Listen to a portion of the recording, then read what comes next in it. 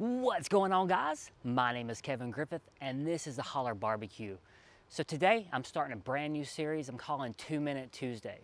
It's where I try to get you tips and tricks for outdoor cooking in as little amount of time as possible. I'm trying to go 2 minutes or less.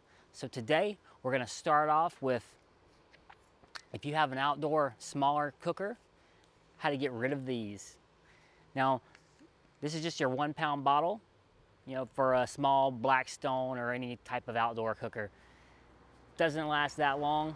And if you're trying to save money, because these things are about $3 a piece, $4 a piece, depending on where you get them from, you're gonna wanna go with something like this. So this, I just got off of Amazon. It's only 14 bucks, easy to use. The only thing you gotta make sure is it doesn't have a regulator on the end of the hose.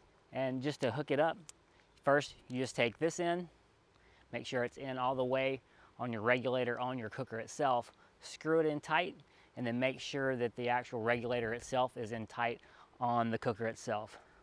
Then you want to take the other end, put it on your bottle, tighten it up, turn the cooker on, and then you're ready to cook with a 20-pound bottle versus these 1 pound bottles. All right, I will put the information for this hose down below so you can get to it very quickly on Amazon. Do remember it is one of my affiliate links, so if you click on it, it doesn't cost you a thing, but I do get a little bit of kickback if you end up getting one.